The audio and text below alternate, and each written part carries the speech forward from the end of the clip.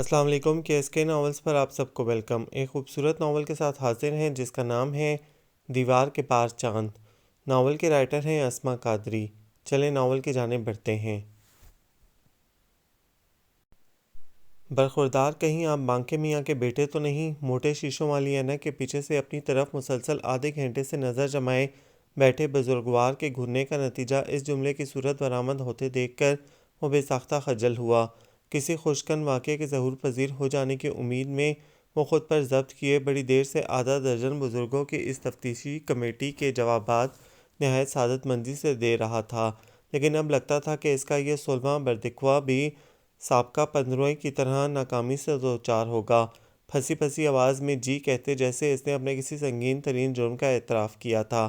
دوسری طرف بزرگوار جن سے اس کا تعارف لڑکی کے ماموں کی حیثیت سے کروایا گیا تھا، یوں شکل بنا کر بیٹھ گئے تھے جیسے کونین کی گولی چبا لی ہو۔ ان کے چہرے کے بگڑتے زاویوں کا جائزہ لیتے اس نے ایک نظر اپنی والدہ نمبر 1 پر ڈالی جو مجازی خدا کا نام سنتے ہی کھل اٹھی تھیں۔ اچھا تو بھائی صاحب آپ جانتے ہیں رافع کے مرحوم ابا جان کو؟ خوشی کی ایک لہر سی ان کے لہجے سے پھوٹی پڑ رہی تھی۔ ہاں ہاں کیوں نہیں، ان کی شریعت پر عمل کرنے کی شہرت تو پورے رانی نگر میں پھیلی ہوئی تھی، میں بھلا کیسے محروم رہ سکتا تھا۔ اچھا تو آپ وہیں کے رہنے والے ہیں؟ ان کی بات سے نتیجہ اخذ کرتی والدہ ماجدہ ایسی خوش اخلاقی کا مظاہرہ کر رہی تھیں جیسے برسوں بعد کوئی بچھڑی سہیلی اچانک ہی مل گئی ہو۔ اللہ جنت نصیب کرے مرحوم کو، بڑی ہی نیک طبیعت کے مالک تھے، اللہ رسول کے احکامات پر عمل کرتے زندگی میں کبھی نہ ہچکچائے۔ بانکے میاں کے عقیدت مندوں میں ان کا نمبر سب سے اول تھا اور وہ اپنی اس عقیدت مندی کے اظہار کا موقع کبھی ہاتھ سے نہ جانے دیتی تھیں۔ صاحبزادے اتنے آئیڈیل والد کے بیٹے ہیں، مستقبل میں یقیناً والد حضور کے نقش قدم پر چلنے ہی کا سوچے بیٹھے ہوں گے۔ اب کبھی اپنے نہ ہونے والے ماموں سسر کے طنزیہ انداز پر وہ بے ساختہ چلا اٹھا، نہیں نہیں انکل، میں تو شریعت سے کوسوں دور بھاگتا ہوں، میرا تو دور دور تک واسطہ نہیں ہے اس چیز سے، میں تو پچھلے کئی ہفتوں سے جمعے کی نماز تک ادا کرنے نہیں گیا، ابا جان کے برابری کرنے کا تو سوال ہی پیدا نہیں ہوتا۔ لڑکی کے ماموں کے سوا باقی کے 5 حضرات اس کی اس اچانک کایا پلٹ پر ہونک رہ گئے۔ سفید براق داڑھی اور ماتھے پر سجدے کا گہرا نشان رکھنے والے لڑکی کے تایا کے چہرے پر تو ناگواری کے آثار صاف پڑے جا سکتے تھے۔ اتنی دیر سے سلیقے سے سوالوں کا جواب دیتے نوجوان کے منہ سے اتنی بیہودہ گفتگو سننے کی انہیں امید نہیں تھی، البتہ لڑکے کے اندر آئے اس تغیر کی وجہ جاننے کے لیے انہوں نے اپنا رخ انتظار حسین کی طرف موڑ لیا۔ یہ انہی کی زبان کھلنے کا کرشمہ تھا کہ اچھا بھلا لڑکا بھوکلایا ہوا نظر آتا تھا۔ کیا بتاؤں بھائی صاحب، شہرت ہے پورے رانی نگر میں ان کے گھرانے کی، خیر سے 4 بیویاں بھگتا کر بانکے میاں دنیا سے کوچ کرے ہیں۔ پہلی بیوی تو شادی کے ابتدائی 1 ڈیڑھ سال میں ہی مر گئی تھی، باقی 3 اب تک زندہ ہیں اور ایک ہی گھر میں رہتی ہیں۔ ان کے استفسار پر ایک خوشمگی نگاہ رفیع الزمان پر ڈالتے وہ ساری رام کہانی سنا رہے تھے۔ ایک نہ دو پوری 3 ساسوں کے درمیان اپنی نازک سی بیٹی کو جھونک دوں، ایسا تو میں مر کر بھی نہیں کر سکتی۔ اتنی دیر سے خیر سگالی کا اظہار اور بہناپا جوڑنے کی کوشش کرتی لڑکی کی والدہ ہاجرہ بیگم کے پاس سے یوں بدک کر اٹھ کھڑی ہوئی تھیں جیسے ان بیچاری نے انہیں ڈنک مار دیا ہو۔ ہاں تو ہم کون سا مرے جا رہے ہیں تمہاری بیٹی کے پیچھے، سنبھال کر رکھو اپنے پاس، غضب خدا کا، لوگوں میں ذرا جو ایمان باقی رہا ہو بیٹھ جاتے ہیں کیڑے نکالنے، بھلا بتاؤ شرم میں کیسی شرم۔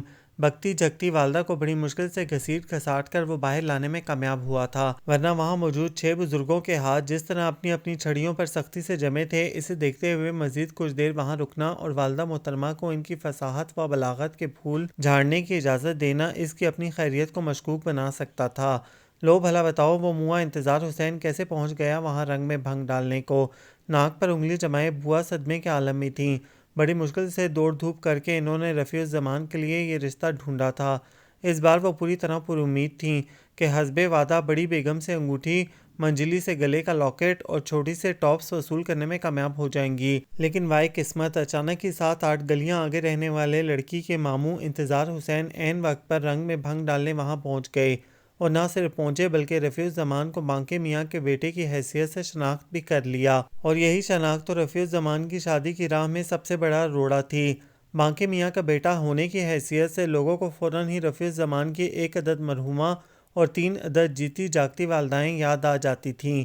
مرحومہ کی تو خیر تھی، لیکن یہ جو 3 عدد زندہ تھیں ان کے ہاتھوں آئے روز ایسے ایسے کارہائے نمایاں انجام پاتے تھے کہ دور دور تک علاقے میں بانکے میاں کے نام کے ڈنکے بج رہے تھے، اور بیچارے مرحوم و مقبور ہونے کے باوجود آج تک لوگوں کی یادداشتوں میں زندہ جاوید تھے۔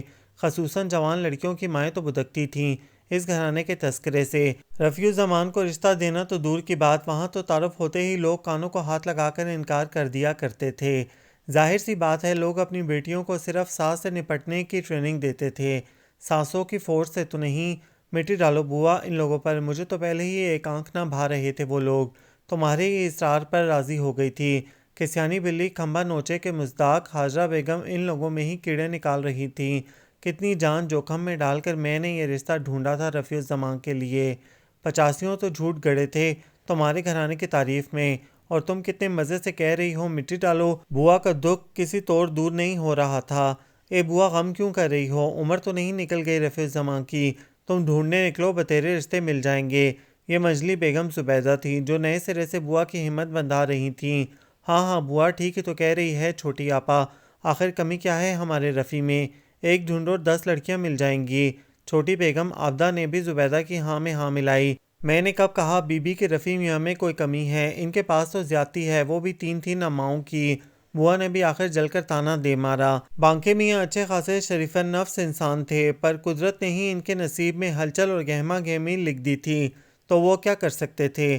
سب نارمل لوگوں کی طرح ان کی اماں نے ان کی شادی عالیہ سے بڑے دھوم دھام سے کی تھی، پر عالیہ عمر بہت مختصر لکھوا کر لائی تھیں۔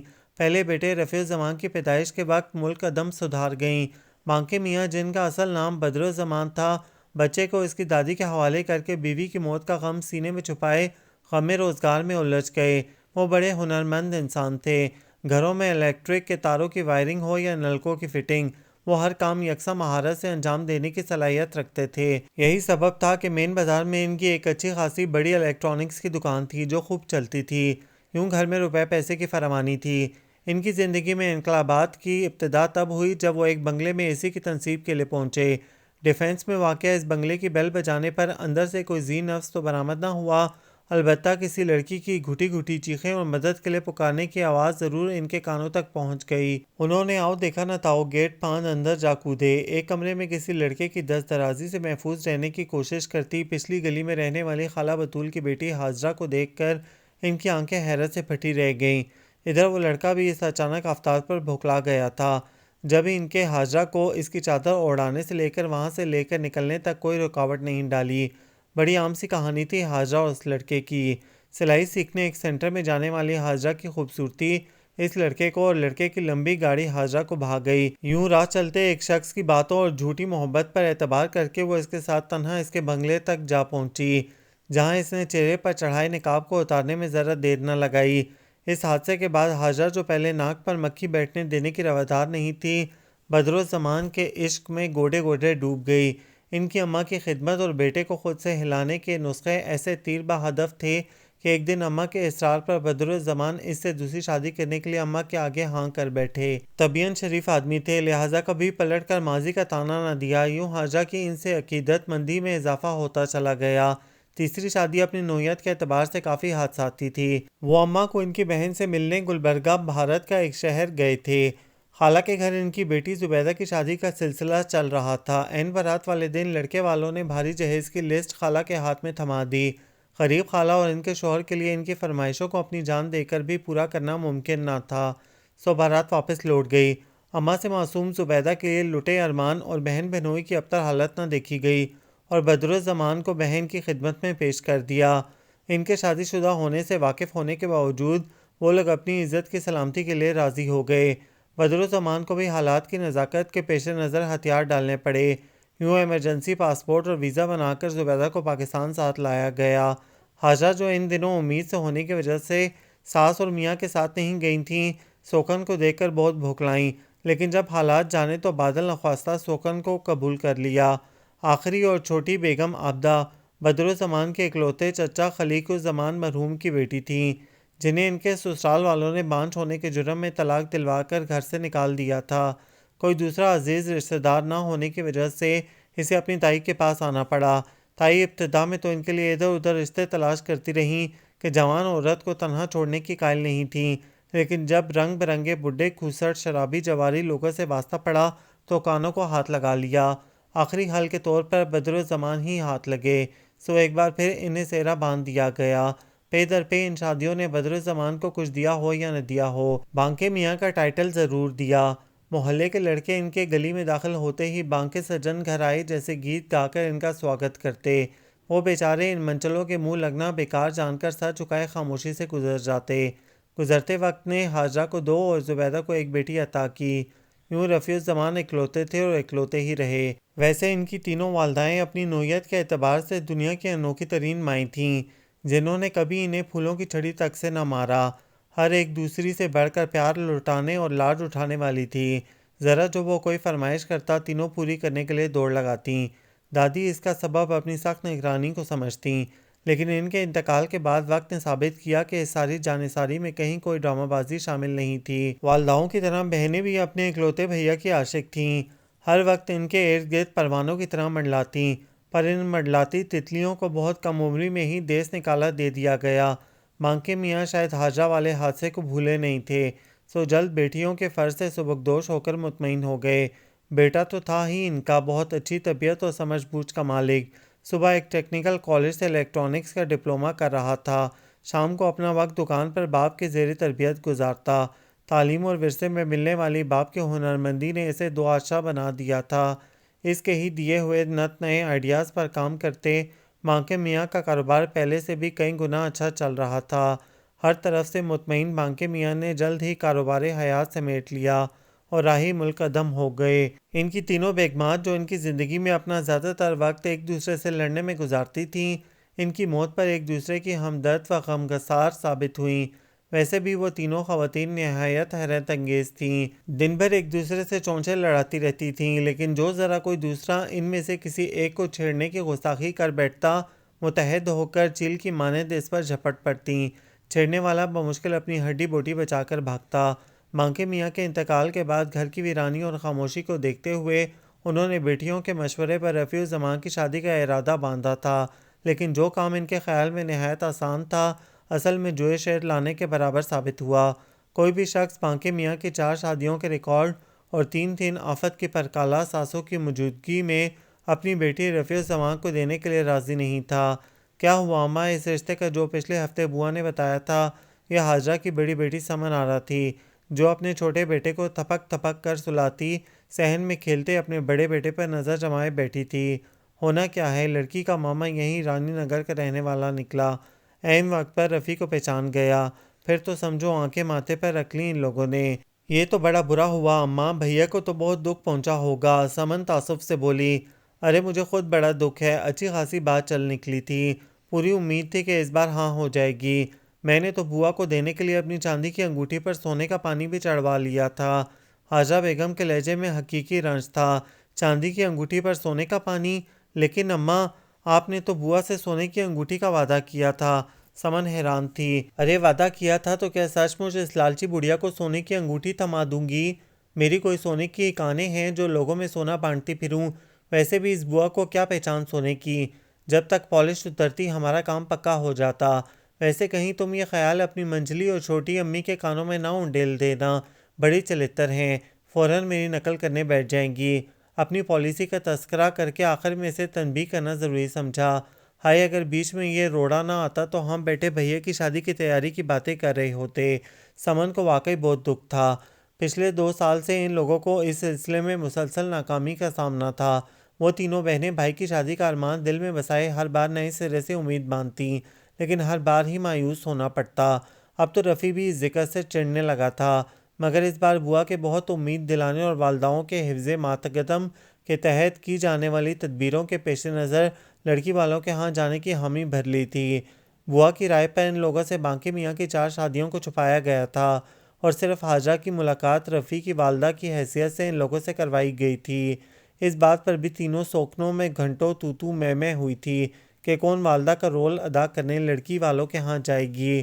ہر ایک کے خیال میں اس کا حق رفیع پر سب سے زیادہ تھا، لیکن آخرکار سینئر ہونے کے ناطے فتح حاجرہ کو نصیب ہوئی، لیکن اتنی کوششوں کے باوجود بھی نتیجہ وہی ڈھاک کے 3 پات رہا تھا۔ رفیع کا دل بہت برا ہوا ہے، کہہ رہا ہے لڑکے باہر مذاق اڑاتے ہیں کہ تیرے ابا نے تو 4 شادیاں کیں اور تو ابھی تک ایک بھی کرنے میں کامیاب نہیں ہوا۔ ہاں تو ہوگا ہی، آخر بیچارہ کب تک؟ دھڑام سے کسی چیز کے گرنے کی آواز نے اسے اپنا جملہ مکمل نہیں کرنے دیا تھا۔ وہ جو گھنٹے بھر سے اپنے آفت کے پرکالہ بیٹے پر نظر جمائے بیٹھی تھی، بھائی کی محبت میں جوش و خروش سے گفتگو کرتی ذرا دیر کو چوک گئی۔ توڑ ڈالا کمبخت میرا گھڑا، نانی کی طرح نواسے کو بھی میری چیزیں آنکھ میں کنکر کی طرح کھٹکتی ہیں۔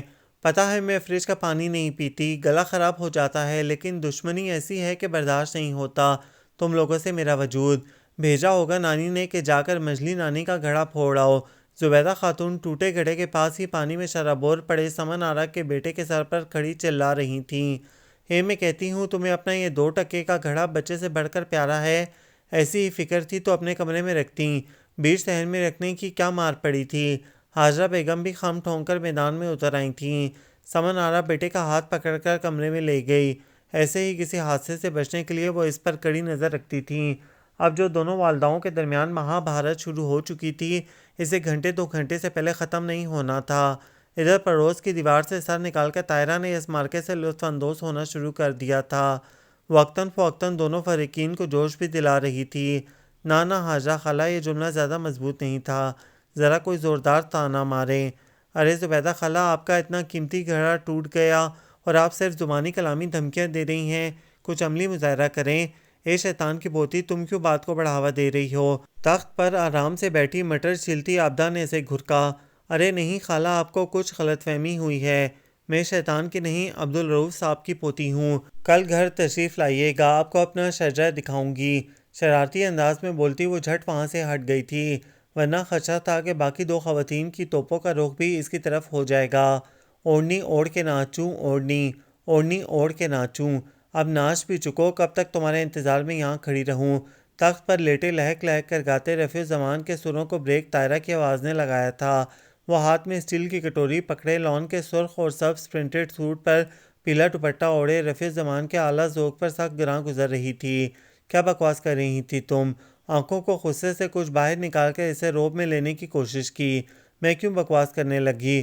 ابھی آپ ہی فرما رہے تھے اوڑھنی اوڑھ کر ناچوں، میں نے سوچا چلو میں بھی مفت کا تماشا دیکھ لوں، لیکن گھنٹہ بھر ہو گیا انتظار میں، اب اپنی کہے پر عمل کرنے کا نام ہی نہیں لے رہے۔ اب میں کوئی فالتو تو ہوں نہیں جو یہاں کھڑی ہی رہوں۔ ویسے کہیں آپ اوڑھنی کی عدم دستیابی کی وجہ سے تو اپنے خیال کو عملی جامہ پہنانے سے گریز نہیں کر رہے؟ آخری جملہ ذرا ہمدردانہ انداز میں ادا کیا گیا تھا۔ اچھا، اب زیادہ مجھ سے فری ہونے کی ضرورت نہیں ہے، سخت نروٹے پن کا مظاہرہ کیا گیا۔ ارے طاہرہ بیٹی، کب آئیں؟ اور یہ ہاتھ میں کیا ہے؟ اپنے کمرے سے نکلتی عابدہ بی نے جھٹ کٹوری اپنے قبضے میں لی۔ بڑی دو اس وقت خریداری کے لیے بازار گئی ہوئی تھیں۔ سرسوں کا ساگ ہے خالہ، اماں نے خاص آپ کے لیے بھیجا ہے۔ حاجرہ اور زبیدہ کی غیر موجودگی کو محسوس کر کے اس نے انہیں بانس پر چڑھایا۔ تمہاری ماں بڑی بھلی عورت ہے، میرا تو شروع ہی سے بڑا خیال رکھتی ہے۔ عابدہ بھی اپنی اس اہمیت پر کھل اٹھیں۔ خالہ ذرا 3-4 ٹماٹر دے دینا، رات کے لیے ہانڈی بنانی ہے۔ ان کے موڈ سے فائدہ اٹھاتے اس نے اپنی آمد کا اصل مقصد بیان کیا۔ عابدہ بھی کو اس کا مطالبہ پسند تو نہ آیا، لیکن ابھی ہاتھ میں پکڑی سرسوں کے ساگ کی کٹوری کی مروت باقی تھی۔ ناچار ٹماٹر لینے کچن کی طرف بڑھ گئیں۔ یہ تم اپنے گھاس پھوس کے بدلے ہمارے گھر سے اتنے مہنگے ٹماٹر سمیٹنے آ گئی ہو؟ کچھ پتہ بھی ہے 80 روپے کلو مل رہے ہیں ٹماٹر؟ پتے والی سبزیوں سے سخت الرجک رفیع الزمان نے اس کو شرمندہ کرنا چاہا۔ پہلی بات تو یہ کہ ٹماٹر بہت عرصہ ہوا بارش کے زمانے میں صرف ایک دن کے لیے 80 روپے کلو ہوئے تھے، اب عام 10-15 روپے کلو مل رہے ہیں۔ دوسری بات یہ کہ آپ کو اپنی دولت کے لٹنے کا غم منانے کی زیادہ ضرورت نہیں۔ شام تک آپ کی تینوں والدائیں باری باری ہمارے گھر سے کچھ نہ کچھ منگوا کر نہ صرف ان ٹماٹروں کا حساب بے باک کر دیں گی بلکہ خاصا پروفٹ بھی حاصل کر لیں گی۔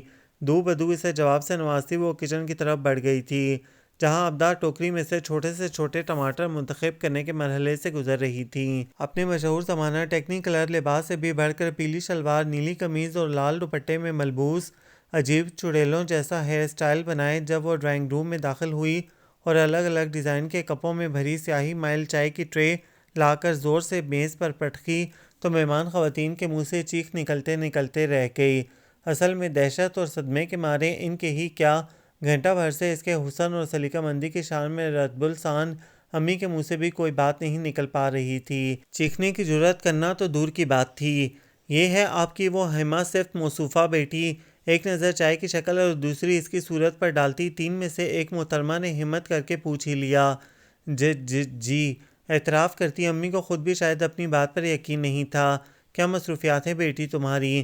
مصروفیت تو بہت زیادہ ہیں آنٹی، صبح ٹنکو کے ساتھ کرکٹ کھیلتی ہوں، جب وہ اسکول چلا جاتا ہے تو منو گھر آ جاتا ہے، پوری دوپہر اس سے سائیکل چلانا اور کنچے کھیلنا سیکھتی ہوں، شام میں پھر ہمارا پتنگ بازی کا مقابلہ ہوتا ہے، اگر کبھی بیچ میں فراغت مل جائے تو کیرم اور لوڈو کی باری بھی آ جاتی ہے، سچ بعض دفعہ تو کھانا کھانے کے لیے بھی ٹائم نکالنا مشکل ہو جاتا ہے۔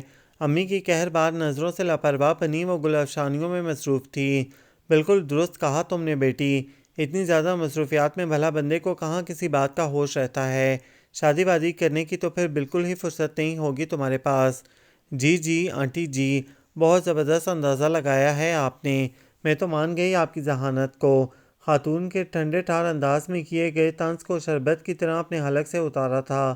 بہن برا مت مانیے گا، لیکن جب آپ کی بچی کی مرضی نہیں ہے تو آپ کیوں اس کی شادی کے پیچھے پڑی ہیں؟ ناحق دوسروں کا بھی وقت برباد ہوتا ہوگا۔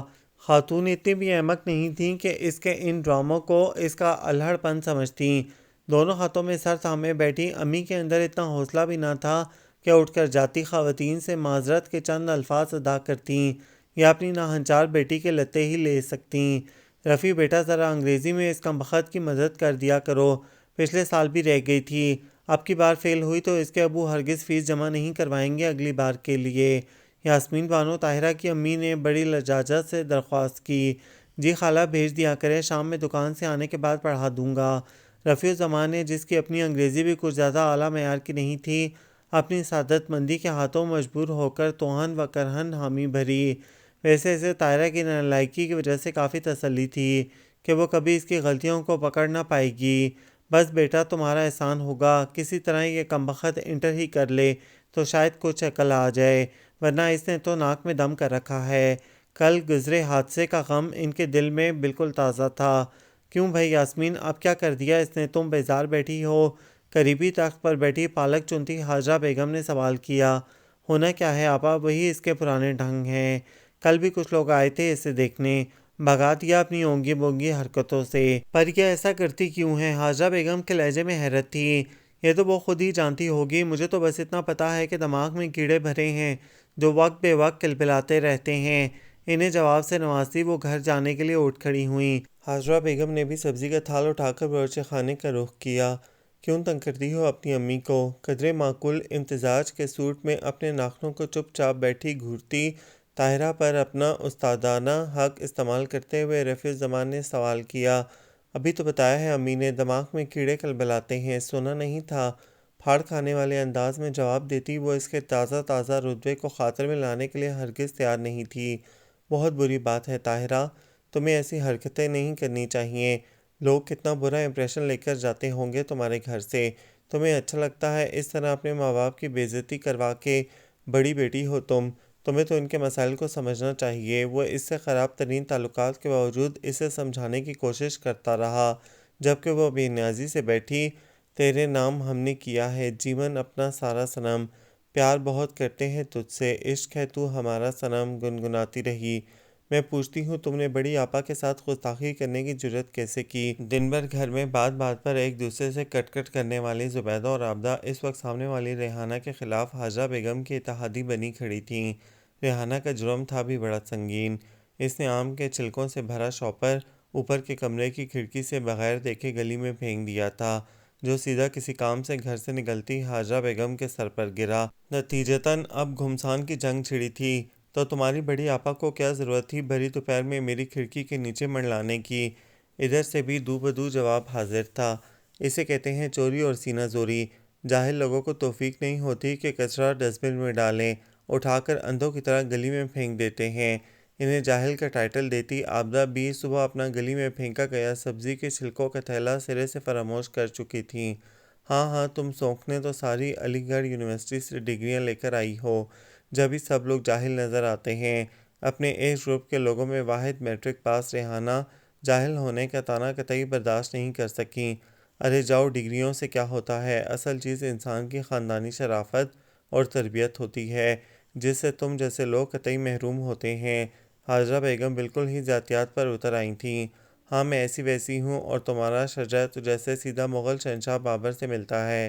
ریحانہ کی تاریخی معلومات بس بابر تک ہی تھیں، وہ بھی ٹی وی پر دکھائے گئے ایک ڈرامہ سیریل کی وجہ سے۔ آپا رفیع آ رہا ہے، کسی نئے حملے کی تیاری کرتی زبیدہ کا شانہ ہلا کر عابدہ نے انہیں گلی میں داخل ہوتے رفیع کی آمد سے آگاہ کیا تھا۔ ناچار تینوں خواتین کو ایمرجنسی میں بکتی جھکتی ریحانہ کو بخش کر گھر میں واپس جانا پڑا۔ رفیع الزمان ان کے گلی میں کھڑے ہو کر لڑنے جھگڑنے کی عادت سے بہت نالاں رہتا تھا۔ دوسروں کو کسی خاطر میں نہ لانے والی یہ خواتین بہرحال اپنے گھر کے واحد مرد کو ناراض کرنے کا خطرہ نہیں مول لیتی تھیں، سو اس کے گھر میں داخل ہونے تک مختلف سمتوں میں یوں اپنے اپنے کاموں میں مصروف ہو گئیں جیسے دروازے سے باہر جھانکا تک نہ ہو۔ ان تینوں پر ایک طائرانہ سی نگاہ ڈالتا رفیع ٹھنڈی سانس لے کر صحن میں املی کے درخت کے نیچے پڑی کرسی پر بیٹھ گیا۔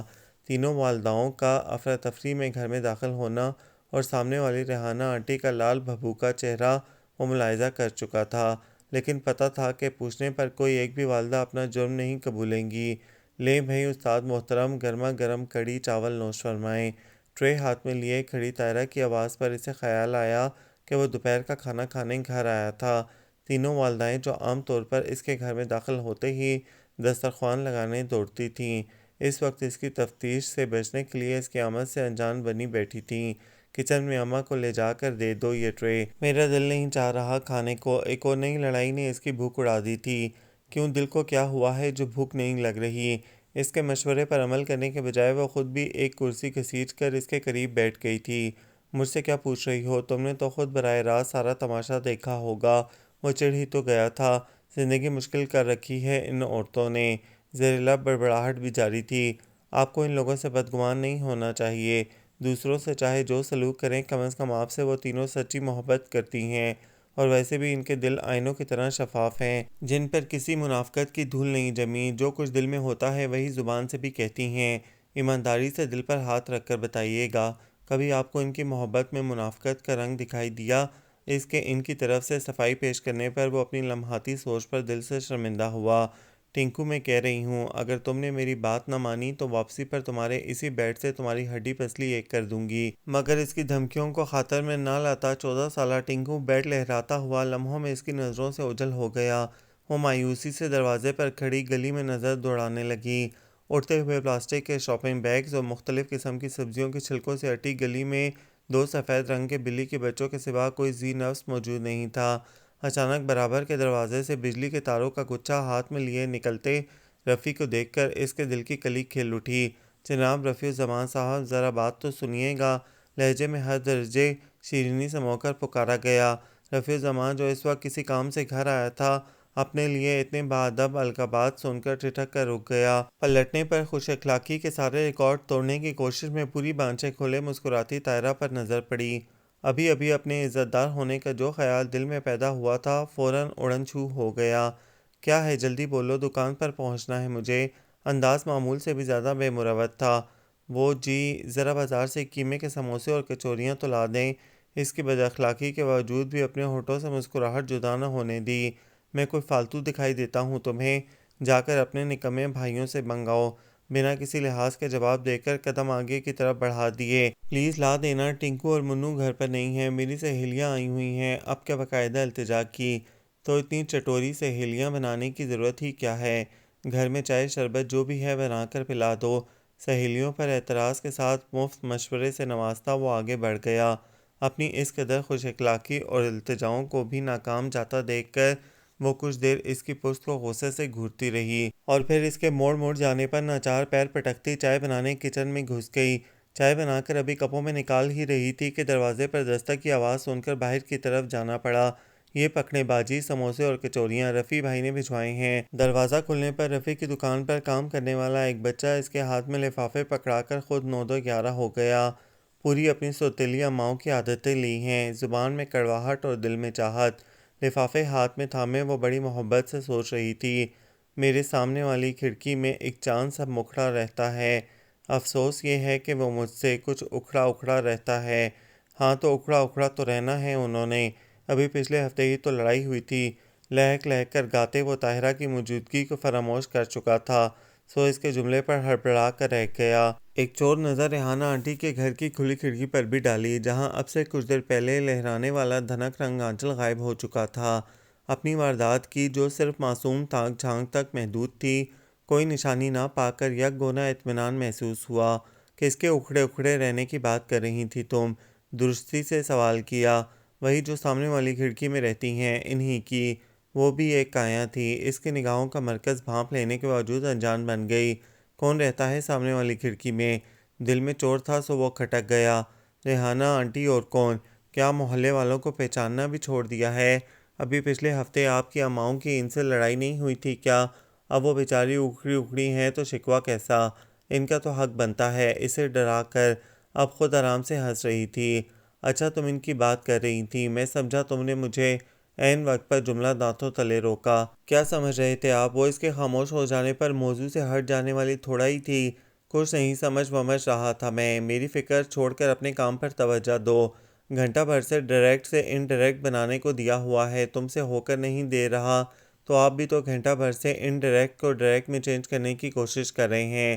کون سا کامیاب ہو گئے؟ اس کی گھرکی کو خاطر میں نہ لاتے ہوئے وہ زمائنی انداز میں بولی، ویسے نام تو آپ کا رفیع ہے، لیکن گلے میں سر نام کو نہیں۔ کاش تھوڑا نام کا ہی اثر پڑ جاتا آپ کی آواز پر، ہماری سماعتوں کو اتنا عذاب تو نہ سہنا پڑتا۔ پہلی بات کا اثر زائل کرنے کے لیے فوراً ہی اس کا ذہن دوسری طرف الجھانے کی کوشش کی۔ میری آواز پر نام کا اثر نہیں ہوا تو کیا؟ تمہاری آواز تو بالکل بھونڈی ہے۔ حسب توقع وہ بھڑک چکا تھا۔ بڑے آئے میری آواز کو بھونڈی کہنے والے۔ آواز ہوگی اس کی بھونڈی، جو اتنی دیر سے کھڑکی میں کھڑی جلوے دکھا رہی تھی۔ آخر وہ پھٹی پڑی۔ ہاں یہ کون بیچاری بیچ میں آ گئی؟ اس ڈائریکٹ حملے پر گھبرا جانے کے باوجود اس نے تجاہل عارفانہ سے کام لینا چاہا۔ خوب دیکھ رہی ہوں میں نگاہوں کے نشانے۔ آج تک پڑوس کی دیوار سے جھانکتے چاند کا خیال تو آیا نہیں۔ سامنے کھڑکی میں چاند سا مکھڑا نظر آنے لگا۔ منہ ہی منہ میں بڑبڑاتی وہ اپنی کتابیں سمیٹ سماٹ گھر کی طرف روانہ ہو گئی۔ یہ کھیر کہاں سے آئی اماں؟ دسترخوان پر موجود خوب پستہ باداموں سے سجی کھیر کی پیالی دیکھ کر اس نے پوچھا۔ سامنے والی ریحانہ کے گھر سے آئی ہے۔ ریحانہ آنٹی کے گھر سے، لیکن ان سے تو شاید آپ لوگوں کا کوئی جھگڑا چل رہا تھا۔ اماں کے جواب پر اسے اچنبھا ہوا۔ جھگڑا وگڑا کیا بیٹا، وہ عورت ہے ہی بڑی بد اخلاق۔ مجھے تو خود حیرت ہے کہ اس نے یہ کھیر بھیجی کیسے، ورنہ تو وہ کسی کو اپنا بخار نہ دے۔ حاجہ بیگم نے ابھی کچھ دن پہلے ہونے والی لڑائی کو فراموش نہیں کیا تھا۔ کون دے کر گیا تھا یہ کھیر؟ پیالی اپنے آگے کھسکاتا وہ تجسس سے بولا، اس کے بھائی کی بیٹی آئی ہوئی ہے آج کل رہنے، وہی شام میں دے کر گئی تھی۔ اماں کا جواب سن کر اسے دل ہی دل میں افسوس ہونے لگا کہ وہ کیوں شام کو گھر نہ پہنچ سکا۔ اصل میں آج ان کے پرانے کسٹمر ہاشمی صاحب کا ٹیلی ویژن ٹھیک ہونے آیا ہوا تھا۔ آج کل پاکستان اور بنگلہ دیش کے درمیان میچز چل رہے تھے اور ہاشمی صاحب کرکٹ کے ازہر شدائی تھے، لہٰذا ان کے اصرار پر اسے ارجنٹ ان کا ٹی وی ٹھیک کر کے دینا پڑا اور اسی وجہ سے وہ شام میں گھر نہیں آ سکا۔ لیکن اب یہ جان کر کہ وہ حور شمائل جو پچھلے 6 دن سے کھڑکی میں سے جلوے دکھا دکھا کر اس پر بجلیاں گرا رہی تھی، شام میں بنفس نفیس ان کے ہاں جلوہ افروز ہوئی تھی، اسے اپنی عدم موجودگی اور ہاشمی صاحب کی کرکٹ پسندی دونوں پر بڑا غصہ آیا۔ شام میں طاہرہ بیچاری بڑی دیر تک تمہارے انتظار میں بیٹھی رہی، کہہ رہی تھی امتحان نزدیک ہے، ابھی تک تیاری پوری نہیں ہوئی۔ عابدہ بی نے اطلاع فراہم کی، اس کی تیاری کبھی پوری ہو بھی نہیں سکتی، سارا وقت تو باتوں میں دھیان لگا رہتا ہے۔ وہ جل کر بولا، پھر بھی بچے، جب تم نے ذمہ داری لی ہے تو تھوڑی زیادہ محنت کر کے اس کی تیاری مکمل کروا دو، ورنہ وہ آفت کی پرکالہ فعل خود ہوگی اور الزام تمہارے سر رکھ دے گی۔ زبیدہ خاتون نے اسے سمجھایا۔ اچھا ماں، کروا دوں گا اس کی تیاری، ابھی تو مجھے سکون سے کھانا کھانے دو، وہ بیزاری سے بولا، پھر کھیر کی پیالی واپس پٹک کر وہاں سے اٹھ گیا۔ ٹھنڈی میٹھی کھیر میں طاہرہ کے بے وقت ذکر سے تلخی گھل گئی تھی۔ کتنی بار سمجھایا ہے تم دونوں کو، کھاتے وقت اسے ادھر ادھر کی باتیں سنا کر تنگ مت کیا کرو۔ اب اٹھ گیا نا وہ دسترخوان سے۔ حاجرہ بیگم نے دونوں سوکنوں کو ڈپٹا، وہ دونوں بھی خلاف معمول ان کی ڈانٹ سن کر خاموش رہیں۔ ویسے ان کی سمجھ میں رفیع کی ناراضی کی وجہ نہیں آ رہی تھی۔ علی یار آؤ گلی میں کرکٹ کھیلتے ہیں، برابر سے ٹنگو اور منو کو بھی بلا لیں گے۔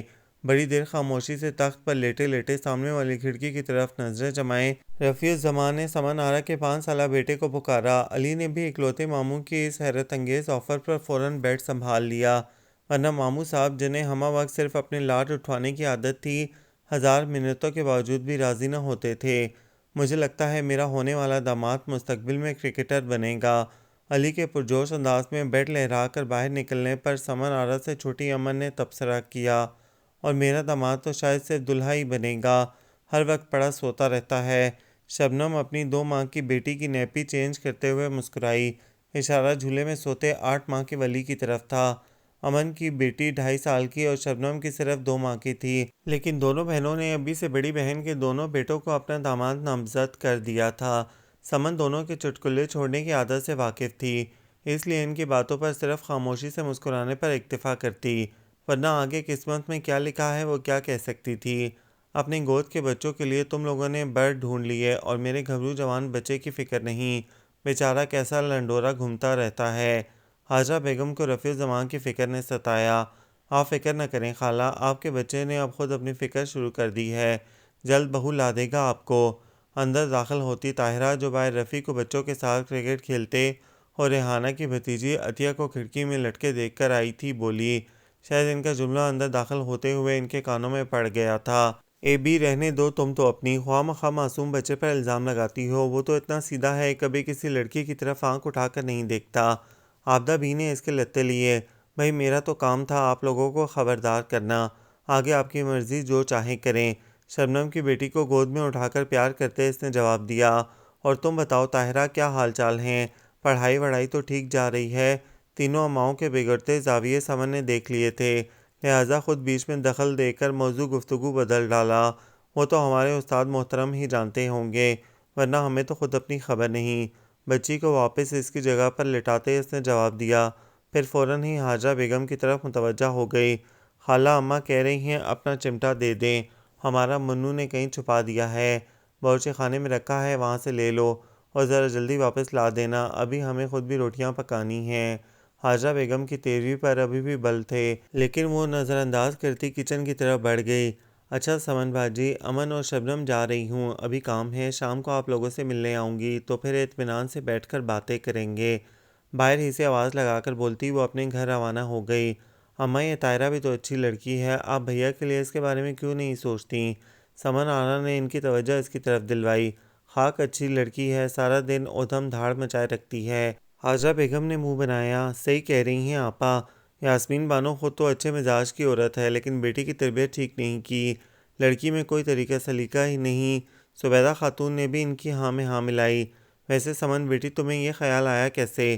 تم لوگوں کا ایک ہی تو بھائی ہے، اس کی شادی ایسی لڑکی سے کروا کر کیا اپنا میکے آنا جانا بند کرواؤ گی؟ عابدہ بی نے بھی اپنا تبصرہ جاری کیا۔ ایسی بات نہیں ہے چھوٹی اماں، بس تھوڑا کلندرا پن ہے اس میں، وقت کے ساتھ ٹھیک ہو جائے گی۔ تینوں کی شدید مخالفت کے باوجود سمن نے دبے دبے الفاظ میں طاہرہ کی حمایت کی۔ نہ بیٹی نہ، ہمارا تو ایک ہی بیٹا ہے، اسے ہم تجربات میں نہیں گنوا سکتے۔ حاجرہ بیگم نے ٹکا سا جواب دیا، چھوڑیں باجی، کوئی طاہرہ دنیا کی واحد لڑکی تو نہیں، کوئی اور مل جائے گی بھیا کے لیے۔ امن نے گویا بات ختم کرنا چاہی، لیکن کب؟ شبنم کے انداز میں حسرت تھی۔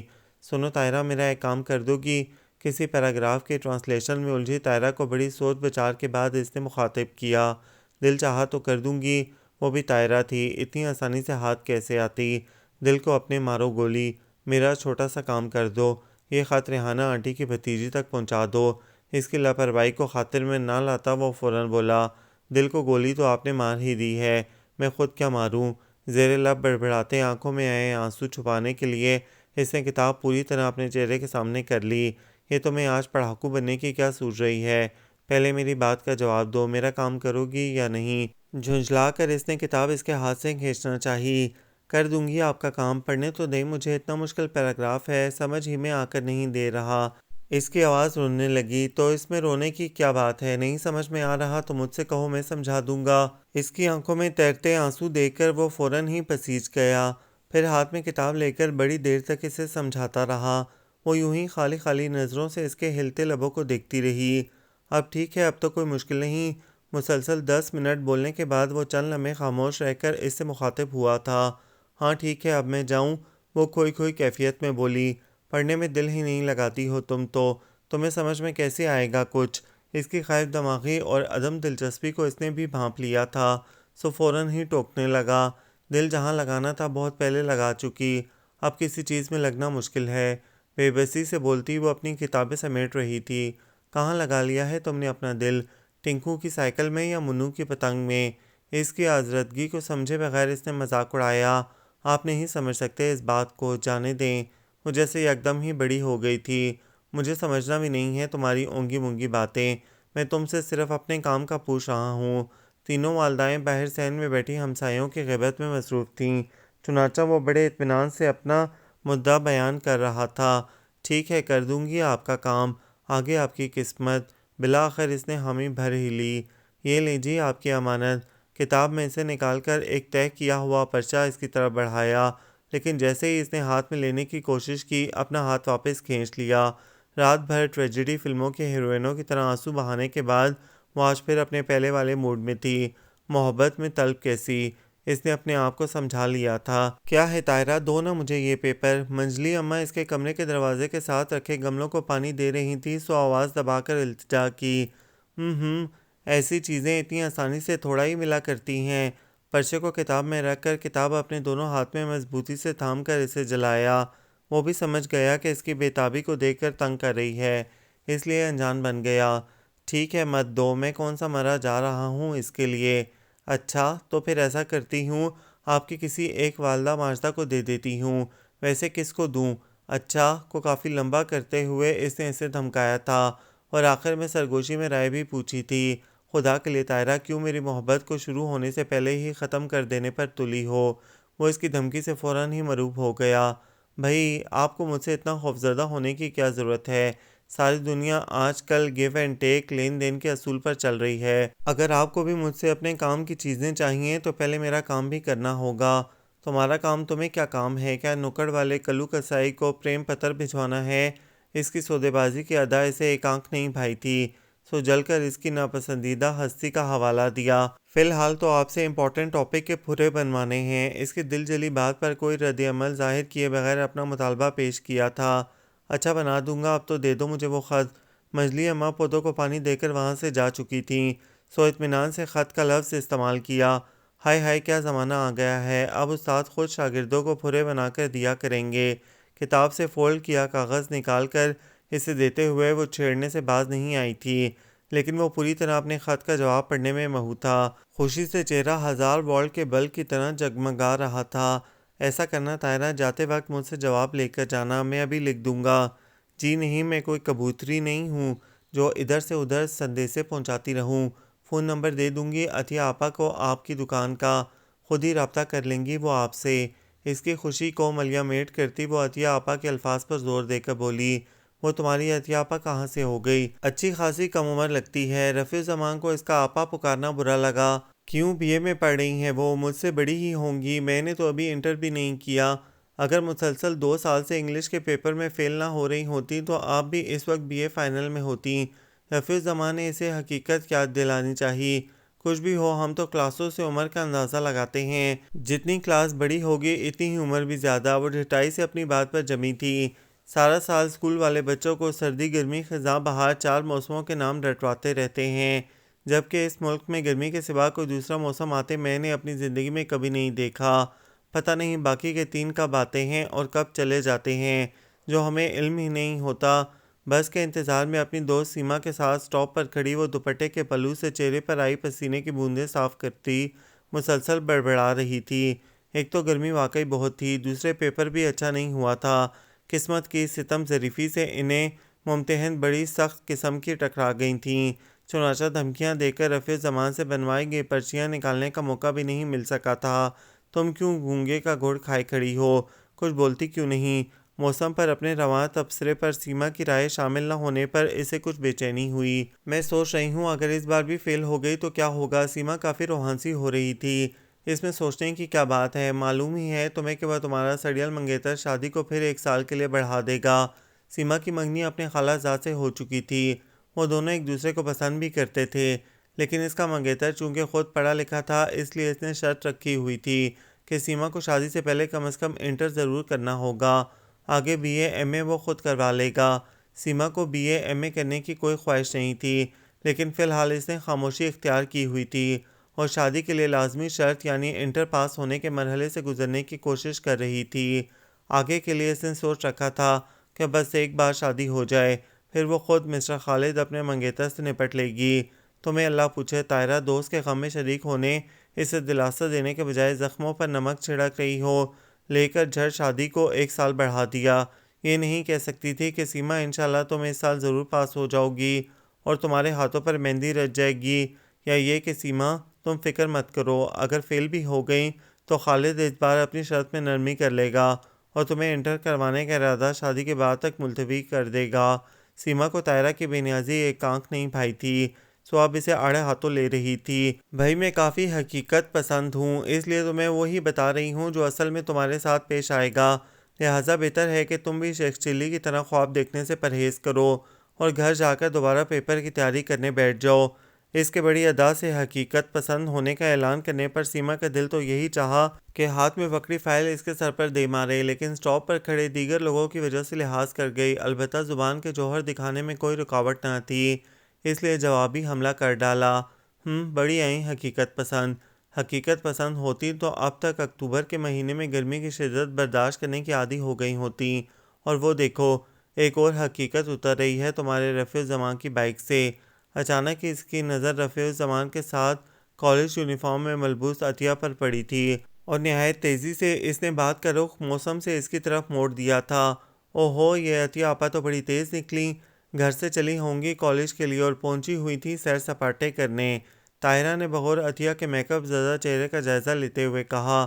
ویسے اسے رفیع کا اس طرح سے سڑکوں پر کسی کے ساتھ گھومنا ذرا نہیں بھا رہا تھا۔ کیا خیال ہے چل کر معلومات نہ حاصل کریں تمہاری عطیہ آپا سے آج کی تفریح کے بارے میں؟ سیما کو اپنا غم بھول کر نیا ہی شغل ہاتھ لگا تھا۔ اپنی جنرل نالج میں اضافے کے اس شوق کو پھر کبھی پورا کر لینا۔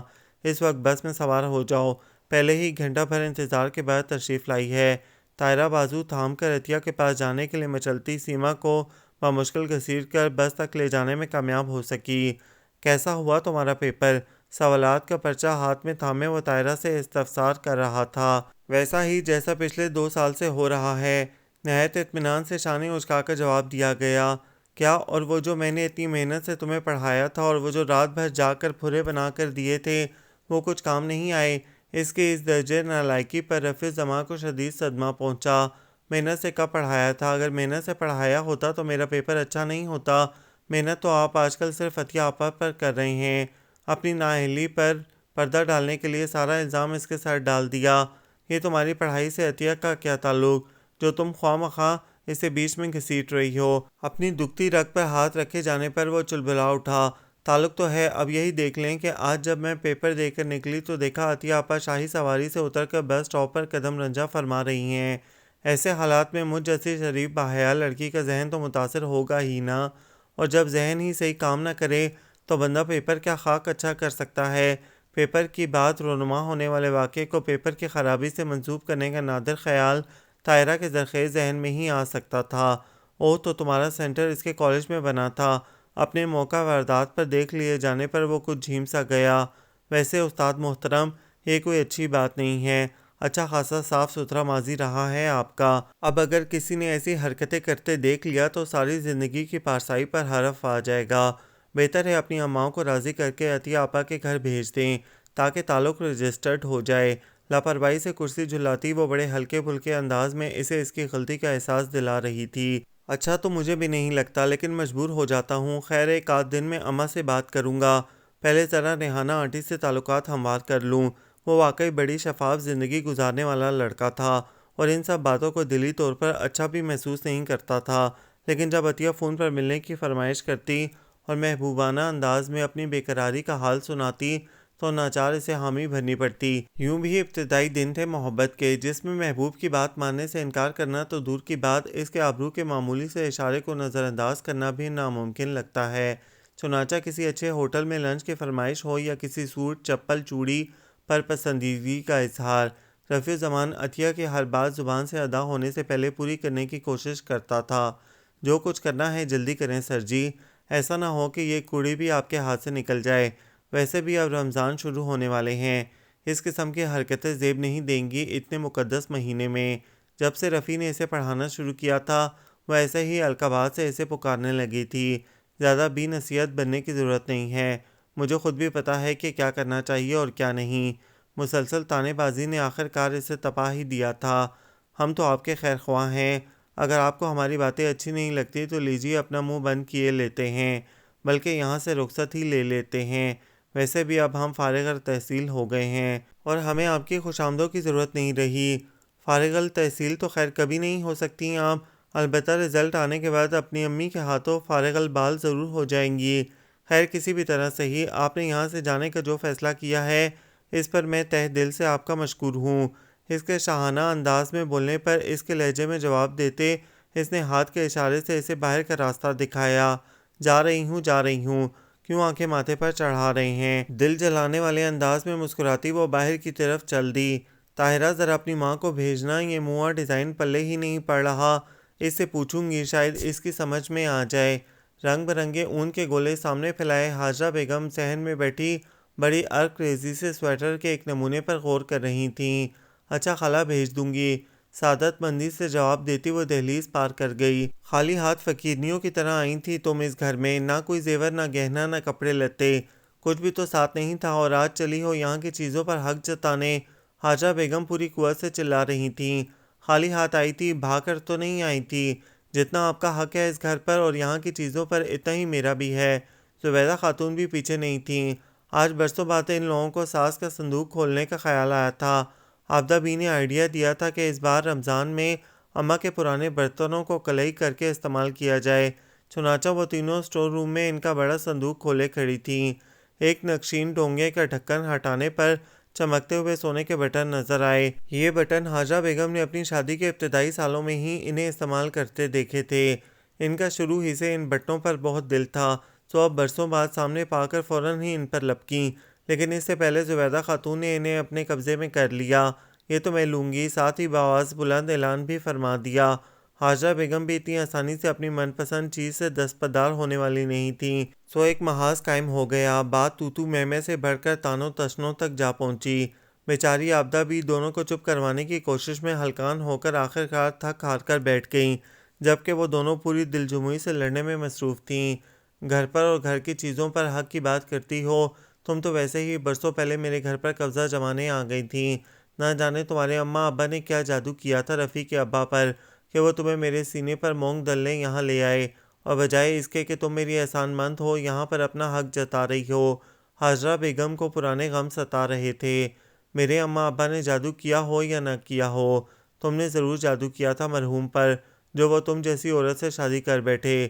چند پرانی لگائی بجھائی کرنے والی محلہ والیوں کی وجہ سے حاجرہ بیگم کے ماضی کا یہ بدنما حصہ زبیدہ خاتون کے علم میں تھا، لیکن انہوں نے کبھی اسے ظاہر نہ کیا تھا۔ اب نہ جانے کیسے زبان سے پھسل گئی۔ حاجرہ بیگم کا تو اس عمر میں ایسا طعنہ سن کر یہ حال تھا کہ مانو بدن میں لہو نہ رہا ہو۔ زرد پڑتے چہرے اور کانپتی ٹانگوں کے ساتھ وہ بمشغول خود کو گھسیٹتی اپنے کمرے تک لے جانے کی ہمت کر سکی تھیں۔ زبیدہ خاتون بھی غصے میں تن کرتی اپنے کمرے میں جا گھسی تھیں، جبکہ صحن کے بیچوں بیچ کھڑی عابدہ بیگم ساری صورتحال پر دم بخود تھیں۔ ایک سناٹا سا پورے گھر میں اتر آیا تھا، جس میں کچھ دیر بعد ابھرنے والی حاجرہ بیگم کے قدموں کی چاپ نے ارتعاش پیدا کیا تھا۔ عابدہ بی نے دیکھا وہ بڑی سی سفید چادر اوڑھے ہاتھ میں چھوٹا سا بیگ لیے بیرونی دروازے کی طرف بڑھ رہی تھیں۔ کہاں جا رہی ہیں بڑی آپا؟ وہ فوراً ہی ان کی طرف لپکیں۔ اشفاق بھائی کے گھر، انہوں نے سپاٹ سے انداز میں جواب دیتے ہوئے اپنے بھائی کا نام لیا۔ میکے کے نام پر ان کے پاس فقط ایک بھائی کا گھر ہی رہ گیا تھا۔ بیگ لے کر کیوں جا رہی ہیں؟ رکنے کا ارادہ ہے کیا؟ کل سے رمضان شروع ہو رہے ہیں، آپ کے بغیر افطار اور سحری میں مزہ نہیں آتا۔ عابدہ بی کو ان کے انداز سے ہول آ رہا تھا، سو جلدی جلدی بول رہی تھیں، تم اور زبیدہ مل کر سنبھالو اس گھر کو، مجھ جیسی عورت کا بھلا کیا کام ہے یہاں؟ وہ بے انتہا عذردہ تھیں۔ مانتی ہوں بڑی آپا، چھوٹی آپا نے زیادتی کی ہے، لیکن اس طرح کسی بات پر انسان اپنا گھر چھوڑ کر تھوڑی چلا جاتا ہے۔ چلیے رکھیے اپنا سامان، ایک آدھ دن میں انہیں اپنی زیادتی کا احساس ہوگا تو خود ہی آپ سے معافی مانگ لیں گی۔ کہتے ہوئے عابدہ بی نے ان کا بیگ پکڑنے کے لیے ہاتھ آگے بڑھایا۔ اس وقت مجھے نہ روکو عابدہ، اگر میں یہاں رہی تو شاید صدمے سے میرا دل پھٹ جائے، آگ لگی ہوئی ہے میرے وجود میں، مجھے ڈر ہے کہ کہیں میں کچھ کر نہ بیٹھوں۔ بیگ ان کے ہاتھ سے چھڑاتی وہ بیرونی دروازے کی طرف بڑھ گئیں۔ ان کے انداز میں چٹانوں کی سی سختی تھی۔ عابدہ باوجود چاہنے کے مزید کچھ کہنے کی جرات نہ کر سکیں اور خاموش نگاہوں سے انہیں جاتا دیکھتی رہیں۔ سحری کے لیے کچھ منگوانا تو نہیں ہے چھوٹی اماں؟ اگر منگوانا ہے تو ابھی بتا دیں، تراویح کے بعد لیتا آؤں گا۔ قریشیے کی بنی سفید ٹوپی سر پر پہنے رفیع الزمان نے عابدہ بی سے پوچھا۔ آج شام میں اسے کسی کام سے اپنے دوست کے پاس جانا تھا، اس لیے حسب معمول چائے کے وقت گھر نہیں پہنچ سکا تھا اور اب بھی کھانے سے فارغ ہو کر جلد از جلد تراویح کے لیے جانے کی فکر تھی۔ چنانچہ گھر کے سناٹے کو محسوس نہ کر سکا۔ سب موجود ہے بیٹا، تم اطمینان سے جا کر نماز پڑھ لو۔ عابدہ بی نے اس کی تشویق کروائی۔ اچھا لیکن کھجلا تو لانا ہی ہوگا۔ بڑی اماں کو سحری میں اس کے بغیر مزہ نہیں آتا۔ اسے یکدم ہی خیال آیا، جو تمہارا دل چاہے لے آنا، ابھی تو جاؤ ورنہ جماعت نکل جائے گی۔ اور ہاں، واپسی میں دوستوں کے پاس مت رک جانا، سیدھے گھر آنا، مجھے کچھ بات کرنا ہے۔ اس سے نظر چراتے عابدہ بی نے ہدایت کی۔ جو کچھ پیش آیا تھا انہیں اسے اس کی اطلاع ضرور دینی تھی، وہ بھی کچھ اس طرح کے بجائے پریشان ہونے کے وہ کوئی حل نکال سکے۔ وہ جانتی تھی کہ تینوں ماؤں میں اس کی سب سے زیادہ وابستگی ہاجرہ بیگم سے ہی ہے، اور حقیقت میں انہوں نے بھی اسے سب سے بڑھ کر محبت دی تھی، یہاں تک کہ اپنی سگی بیٹیوں کو بھی وہ رفیع کے سامنے نظر انداز کر دیتی تھیں۔ اب ان کے اس طرح گھر چھوڑ کر جانے پر وہ یقیناً شدید صدمے سے دوچار ہوتا۔ اس کے تراویح سے واپس آنے تک وہ مسلسل ذہن میں جملے ترتیب دیتی رہیں۔ وہ کوئی 11:45 کے قریب گھر آیا تھا اور پھر صحن میں انہیں تخت پر بیٹھے دیکھ کر شرمندہ سا ہو گیا۔ سوری اماں، وہ دراصل مسجد کے مائک میں کچھ خرابی ہو گئی تھی۔ مولوی صاحب نے مجھ سے دیکھنے کے لیے کہا تو میں انکار نہیں کر سکا۔ اسے ہی ٹھیک کرنے میں دیر ہو گئی، لیکن آپ سو جائیں، صبح سحری کے وقت بات کر لیتے۔ کیا کوئی بہت ضروری بات تھی؟ وہ شرمندہ سا تاخیر کی وجہ بتا رہا تھا۔ کوئی بات نہیں بیٹا، آدمی گھر سے نکلتا ہے تو سوچ جھمیلے اس کی جان کو لگ جاتے ہیں، دیر سویر ہو ہی جاتی ہے۔ مجھے بھی اگر ضروری بات نہیں کرنی ہوتی تو اس وقت تمہیں بے آرام نہیں کرتی۔ اس کی معذرت قبول کر کے عابدہ بی نے سنجیدگی سے جواب دیا۔ مسئلہ کیا ہے چھوٹی اماں؟ کوئی پریشانی کی بات تو نہیں؟ ان کے بے انتہا سنجیدہ انداز پر اسے بھی تشویش ہونے لگی۔ ایک نظر بڑی اور منجلی اماں کے تاریک کمروں کی طرف ڈالتا وہ عابدہ بی کے قریب ہی تخت پر ٹک گیا۔ عابدہ بی نے دوپہر کو پیش آنے والا واقعہ مناسب الفاظ میں اسے کہہ سنایا۔ سن کر تو کافی دیر تو وہ ساکت سا بیٹھا رہا۔ اس گھر میں سوکنوں کے درمیان چھوٹے موٹے جھگڑے تو چلتے ہی رہتے تھے، لیکن کبھی نوبت یہاں تک نہیں پہنچی تھی، بلکہ جتنا وہ لوگ لڑتی جھگڑتی تھیں اس سے کہیں زیادہ ایک دوسرے کا خیال بھی رکھتی تھیں، اور اتنے مقدس مہینے کی ابتدا پر تو اسے ذرا بھی ان لوگوں سے ایسے کسی رویے کی توقع نہیں تھی۔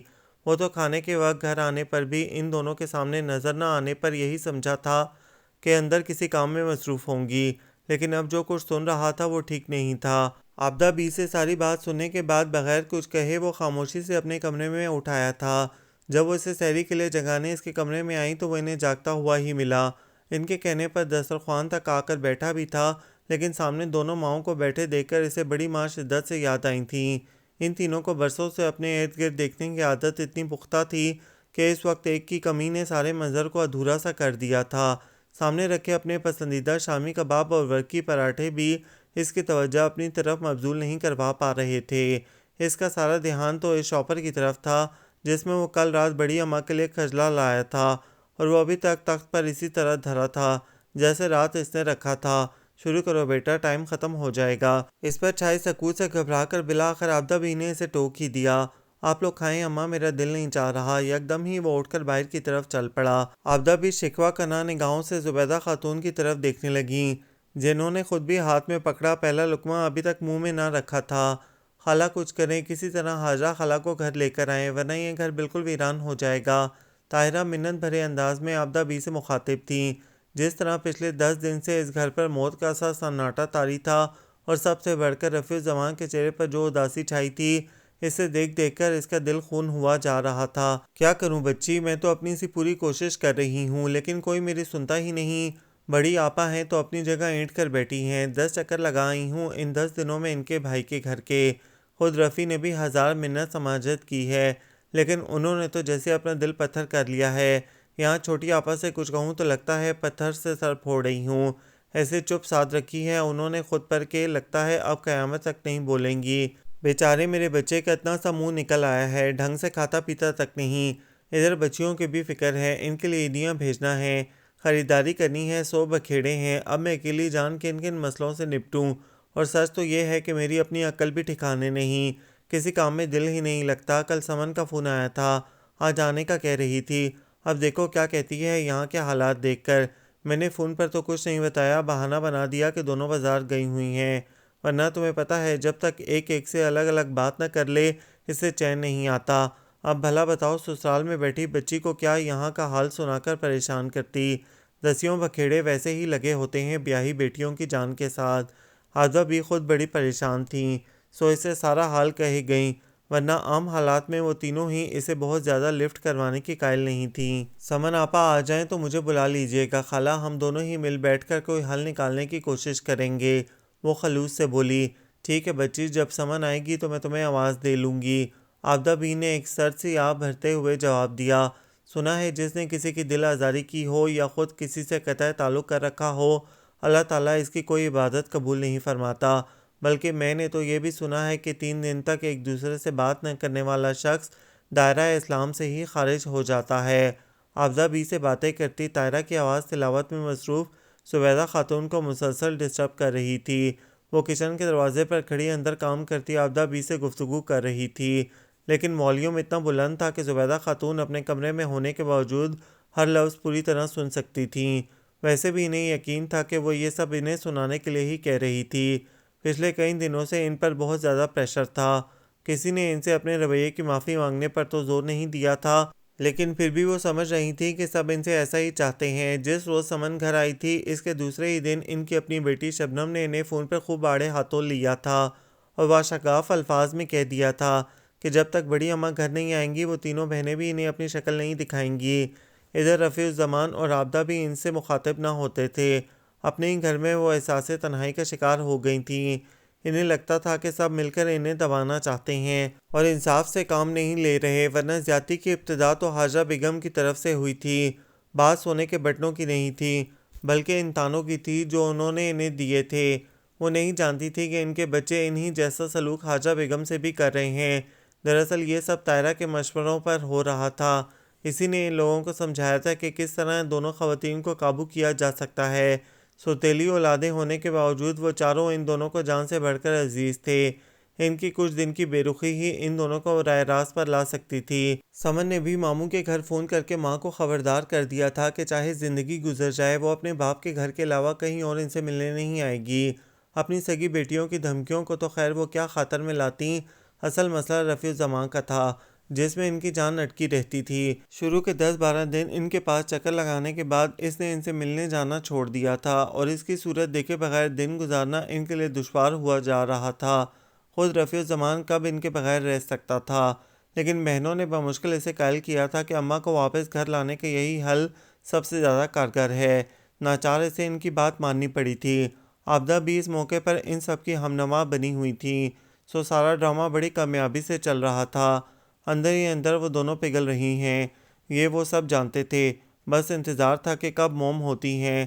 طاہرہ جو اس سارے اسکرپٹ کی رائٹر اور ڈائریکٹر تھی، وقتاً فوقتاً اپنا رول بھی ادا کرنے پہنچ جاتی، اپنے مخصوص لب و لہجے میں ایسے ایسے بھیانک نقشے کھینچ کر قطع تعلق کرنے والوں کے متعلق اللہ کی ناراضی کا حال سناتی کہ زبیدہ خاتون لرز جاتیں۔ اس وقت بھی انہوں نے گھبرا کر قرآن شریف بند کر دیا تھا اور سوچ رہی تھی کہ واقعی ایسی عبادت کرنے سے کیا حاصل، جس سے دربار الہی میں شرف قبولیت ہی حاصل نہ ہو، لیکن بس ایک انا تھی جو انہیں اپنی غلطی کا اعتراف نہ کرنے دیتی تھی۔ اوہ رفیع، تم کیا ہر وقت چھوٹے بچوں کی طرح اماں اماں کرتے رہتے ہو؟ جب فون کرو ایک ہی قصہ سننے کو ملتا ہے۔ میں دوسروں کی باتیں سننے کے لیے نہیں، تم سے تمہاری اور اپنی باتیں کرنے کے لیے فون کرتی ہوں۔ یہ دوسروں کی بات نہیں ہے عطیہ، یہ میری اپنی بات ہے۔ میری ماں کو تم دوسروں میں کیسے شمار کر سکتی ہو؟ عطیہ کے نہایت خشک لہجے میں بولنے پر اس نے اسے جتایا۔ آج کل وہ جس قدر پریشان تھا اسے ایک قصے کے سوا کچھ سوچتا ہی نہیں تھا۔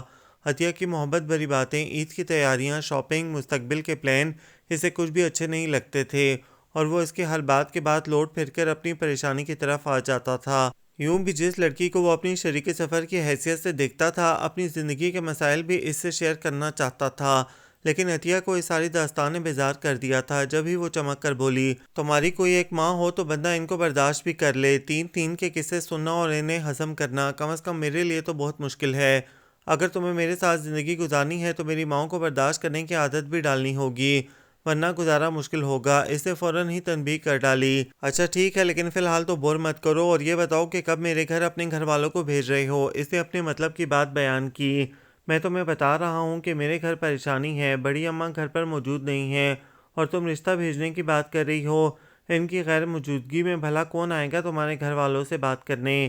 وہ جیسے اس کی خود غرضی پر تپ ہی گیا۔ بڑی اماں نہیں ہے تو کیا ہوا، منجلی اور چھوٹی تو موجود ہیں۔ ان میں سے کسی ایک کو بھیج دو، وہ بھی اپنی بات پر اڑی تھی۔ کسی ایک کو بھیجنے کا کیا سوال، آئیں گی تو تینوں ہی آئیں گی، خاص طور پر بڑی اماں کو تو لازمی ہی اس کام میں شامل ہونا ہے۔ بھائی وہ کون سی تمہاری سگی ماں ہے کہ انہیں اپنی شادی کے قصے میں انوالو نہیں کرو گے تو کوئی مصیبت آ جائے گی۔ ویسے بھی ابھی صرف رشتے کی بات ہو رہی ہے، شادی تک راضی کر لینا انہیں۔ وہ جھنجھلا سی گئی۔ سگی ماں بے شک نہیں ہے، لیکن سگی ماں سے بڑھ کر ہیں۔ اگر تم نے میری زندگی میں ان کے کردار کے بارے میں غور نہیں کیا تو مجھے تمہیں اپنی زندگی میں شامل کرنے کے فیصلے پر غور کرنا پڑے گا۔ اس کے انداز میں بڑی گمبھیر سنجیدگی تھی۔ صرف تمہیں ہی نہیں، مجھے بھی غور کرنا ہوگا اس معاملے میں، کیونکہ میں تمہاری اماؤں کی اس فوج کو برداشت کرنے کا کوئی ارادہ نہیں رکھتی۔ میں تو سمجھتی تھی کہ سوتیلی مائیں ہیں، ہر وقت لڑتی جھگڑتی رہتی ہیں، تم بیزار ہوگے تینوں سے، مجھے ان کے ساتھ رکھنے کے بجائے کسی دوسری جگہ رکھو گے، لیکن آج پتہ چلا کہ تم تو گوڑے گوڑے ان کے عشق میں ڈوبے ہوئے ہو۔ بالآخر عطیہ نے اپنے چہرے پر چڑھائی نقاب اتار ڈالی اور اندر سے اس کا اصل چہرہ اور سوچ برآمد ہو گئی۔ کسی کو بھی اب غور کرنے کی ضرورت نہیں ہے، نہ تمہیں نہ مجھے، کیونکہ میں فیصلہ کر چکا ہوں۔ آئندہ مجھ سے رابطہ کرنے یا ملنے کی کوشش ہرگز نہیں کرنا، کہ میرے دل میں تمہارے لیے اب کوئی جگہ نہیں رہی۔ اس کے خیالات جان کر رفیع زمان نے حتمی لہجے میں کہہ کر ریسیور پٹخ دیا تھا۔ بیٹا آج مجھے بڑی آپا کے پاس لے چلنا، آخری عشرہ شروع ہو گیا ہے رمضان کا، ان کے بغیر عید کیسے منائیں گے؟ صبح سے بے قرار پھرتی، اندر باہر کمروں کے چکر لگاتی زبیدہ خاتون نے افطار کے وقت رفیع سے کہا تو وہ کھل اٹھا۔ عابدہ بی نے بھی سکون کا سانس لیا، ورنہ جس طرح وہ انہیں بے چین دیکھ رہی تھیں، ڈر تھا کہ کہیں وہ بیمار ہی نہ پڑ جائیں۔ یہ آپ نے بہت اچھا فیصلہ کیا ہے چھوٹی آپا، شدت جذبات سے ان کی آواز بھرا سی گئی۔ صحیح کہتی ہو عابدہ، اگر آج میں یہ فیصلہ نہیں کرتی تو خود کو ساری زندگی معاف نہ کر پاتی۔ اس خاندان کو توڑنے اور اپنی ہی اولاد کو دکھی کر دینے کا سارا الزام میرے سر ہوتا۔ ان کی پلکیں بھی بھیگ رہی تھیں۔ افطار کے فوراً ہی بعد وہ لوگ حاجرہ بیگم کے بھائی کے گھر پہنچے تھے۔ حاجرہ بیگم ان لوگوں کو دیکھ کر حیران تو بہت ہوئیں، لیکن حسب توقع کسی ناراضگی کا اظہار نہ کیا، بلکہ زبیدہ خاتون کے معذرت کے جواب میں بے اختیار انہیں گلے سے لگا لیا۔ مجھے معاف کر دیں بڑی آپا، میں نے آپ کا دل دکھایا، پتہ نہیں اس روز مجھے کیا ہو گیا تھا جو آپ سے گستاخی کر بیٹھی، ورنہ آپ کیسی خاتون ہیں یہ مجھ سے بڑھ کر کون جان سکتا ہے۔ برسوں گزارے ہیں میں نے آپ کے ساتھ، بھلا میں نہ جانوں گی آپ کو تو کون جانے گا۔ وہ حاجرہ بیگم کے گلے لگے لگے ہی معذرت کے الفاظ ادا کر رہی تھیں۔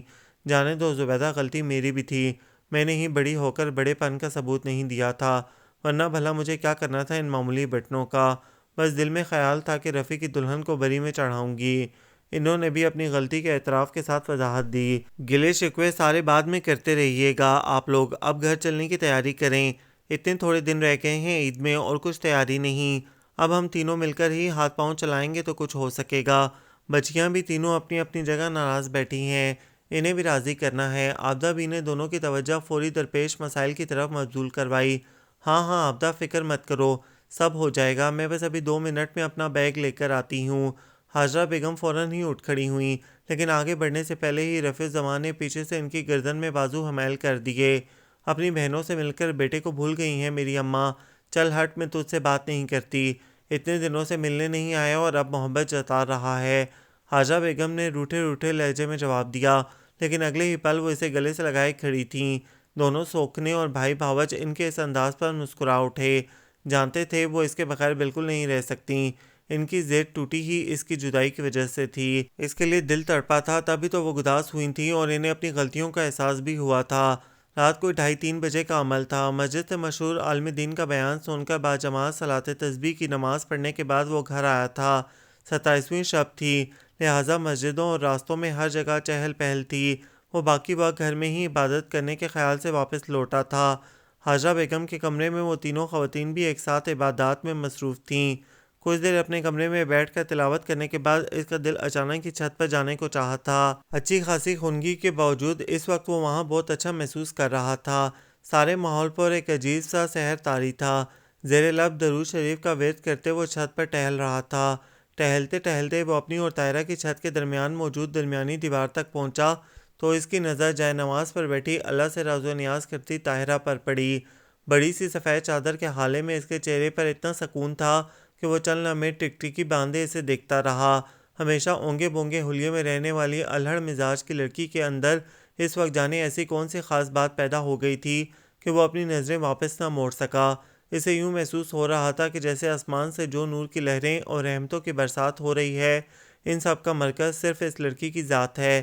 جو اپنے دل میں دوسروں کے لیے بہت پرخلوص جذبات رکھتی ہے، جس کی لاپرواہ طبیعت کے پردے میں بڑا حساس دل چھپا ہوا ہے۔ جس طرح پچھلے کئی دنوں تک وہ ان کے گھر کے مسئلے میں پوری طرح انوالو رہی تھی، رفیع الزماں پر اس کے دل کی حالت عیاں ہو گئی تھی۔ اس کا آنے والے رشتوں پر رد عمل اور بے نیازی کی آڑ لے کر کی جانے والی محبت، آنے بہانے اپنے گھر کے چکر لگانا، سب اس کی سمجھ میں آنے لگا تھا۔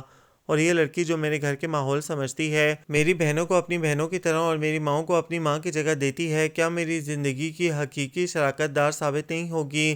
اپنے آپ سے کیے گئے اس سوال کا جواب اس کے پاس ہاں کی صورت آیا تھا۔ عطیہ کی اصلیت کھل جانے کے بعد تو ویسے بھی اس کے سامنے دنیا کے بہت سے رنگ کھل کر سامنے آ گئے تھے۔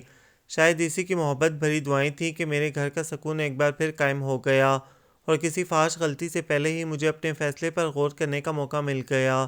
بھیگی بھیگی پلکوں کے ساتھ خدائے بزرگ و برتر کے حضور اسے دعا میں مصروف دیکھ کر اس نے سوچا اور پھر واپس نیچے جانے کے لیے سیڑھیوں کی طرف قدم بڑھا دیے۔ چاند ہمیں کہاں دکھائی دے گا؟ وہ تو نکلا ہوگا عطیہ آپا کے آنگن میں۔ آسمان پر چاند کی تلاش سے مایوس ہو کر وہ اپنے آپ ہی بڑبڑائی، لیکن فوراً ہی پیچھے سے آتی آواز سن کر رخ موڑنا پڑا۔ اگر آپ آسمان پر چاند کو تلاش کرنے کے بجائے اپنی دیوار کے پار دیکھیں تو شاید کامیاب ہو جائیں۔ یہ رفیع الزمان تھا جو درمیانی دیوار پر کونیاں ٹکائے شوخی سے مخاطب تھا۔ پل بھر کو تو وہ اپنے رنگے ہاتھوں پکڑے جانے پر گڑبڑا سی گئی، لیکن پھر اپنی ازلی ہٹ درمی سے کام لیتے ہوئے چمک کر جواب دیا، بڑی خوش فہمی ہے آپ کو اپنے بارے میں۔ کبھی آئینے کو صاف کر کے اس میں شکل دیکھی ہوتی تو کبھی ایسی بات نہ کرتے۔ آئینے کے سامنے سے پردے بھی تو ہٹے ہیں جو میں پہلی بار وہاں اپنی شبیہ دیکھ پایا ہوں۔ اس کی آنکھوں میں بغور دیکھتا وہ زمائنی لہجے میں بولا۔ اس بار وہ خاموشی سے پلکوں کی جھالر گرا گئی۔ کوئی جواب جو نہیں بن پڑا تھا۔ بس اب کوئی فائدہ نہیں اس پردہ داری کا، جو دیکھنا تھا میں دیکھ چکا۔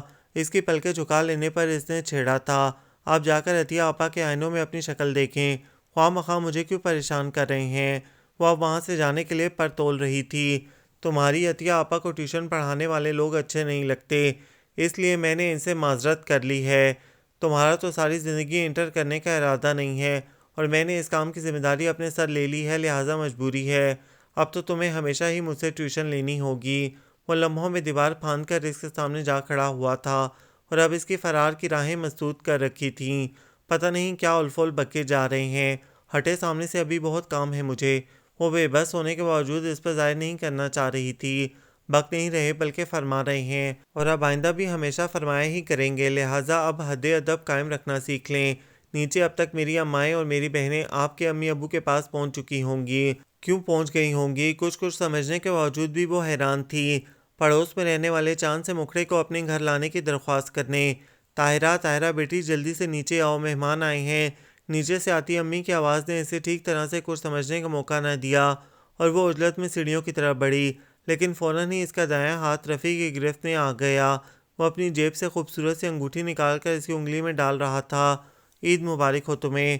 اس کی سرگوشی طاہرہ کی سماعتوں سے ٹکرائی۔ آپ کو بھی، معجوب سے انداز میں جواب دیتی اس کی کسی خوبصورت گستاخی سے پہلے وہ اپنا ہاتھ اس کی گرفت سے نکال کر نیچے کی طرف سرپٹ دوڑی تھی۔ آخر اسے اپنے ہونے والے سسرالیوں کا سواگت بھی تو کرنا تھا۔ یہ خوبصورت ناول آپ سب کو کیسا لگا؟ کمنٹس میں اپنی رائے ضرور دیں، ہمیں انتظار رہے گا۔ ہمارے چینل کو لائک کریں، شیئر کریں، سبسکرائب کریں۔